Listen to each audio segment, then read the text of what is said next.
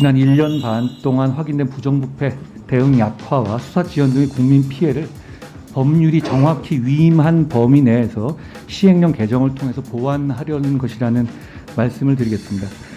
그렇지만 이 시행령은 입법 과정을 고려해서 예시하고 있는 부패와 경제범죄 원칙적 한정해서 범죄를 구체적으로 특정하되 무고 등 사법질서 저해 범죄와 검사에게만 고발하게 한 범죄를 최소한으로 추가하는 정도로 국회의 입법 과정을 존중한 겁니다. 법안이 추진할 당시에 그 법안을 주도했던 사람 중에 한 명 황운하 의원이 편지를 보낸 것을 보면 검찰 수사를 못하게 하는 부분이 경찰로 이관되거나 대체되는 것이 전혀 아니고 그 부분이 국가 전체의 수사 총량에서 증발하는 것이라고 명확하게 명시하고 계십니다. 저는 중요 범죄를 검찰이 수사해 왔는데 그 부분을 증발시키게 되면 범죄자만 이익을 보게 되고 국민이 피해를 보게 된다고 생각합니다. 그리고 그분이 그런 말씀도 하셨거든요.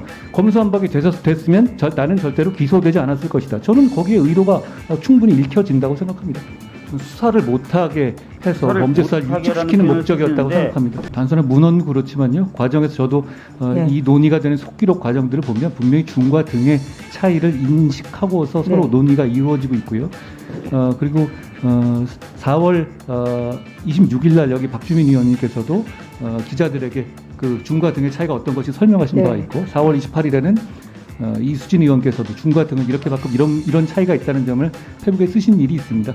이거는 공개적으로 어떤 의미가 됐었는지 여부에 대해서는 저는 이론의 여지가 없는 부분이라고 생각합니다. 국가 확인을 드릴 수 있는 문제는 민주당 위원님께서 2019년 12월 24일자에 검찰청법 일부 개정법률안 수정안을 내실 때 바로 박범계 의원님께서 찬성하셨어요. 그 내용에 뭐라고 되어 있냐면 이에 따라 검사가 수사를 개시할 수 있는 범위와 관련하여 그 외 검사의 직접 수사 개시 범위를 대통령령으로 정하도록 하여 구체적 타당성을 갖추도록 함.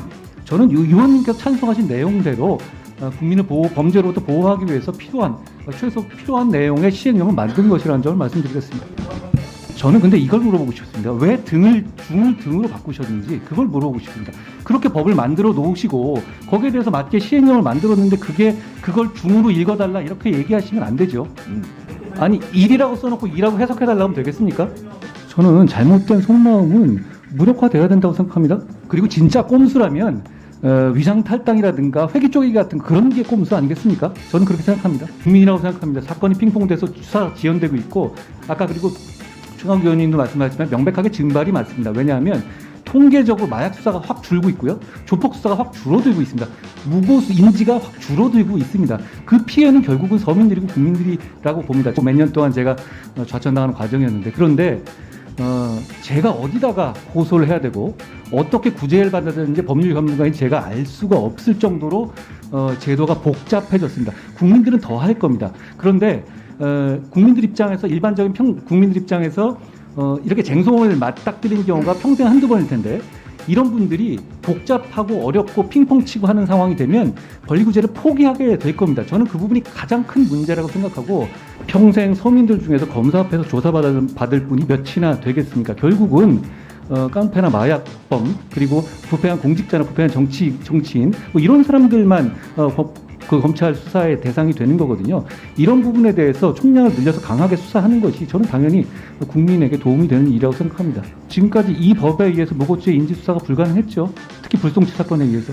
이 지금 현재 시스템이 굉장히 혼란스럽게 되면서요. 오히려 무고죄 처벌이 급감하고 있습니다. 경찰이 혐의가 없다고 판단한 불송치 사건에서는 무고인지가 가능하지 않게 되어 있거든요. 경찰이 혐의가 없다고 판단해 송치하지 않은 불송치 사건 같은 경우가 진짜 무고가 많을 수밖에 없는 것 아니겠습니까? 그런데 무고 여부의 수사는 검찰 단계에서 이루어지게 됩니다. 왜냐하면 사건의 종결, 기소 여부가 결정되는 시점에서 이게 결정되거든요. 아시다시피.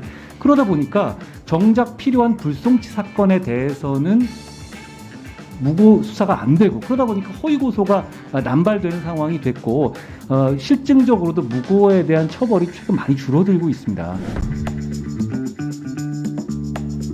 위헌을 청구해서 위헌 결정이 나기 전까지는 시행령으로서 국민 피해를 최소화하게 보완해야 되는 것도 그것도 법무부 임무라고 생각합니다.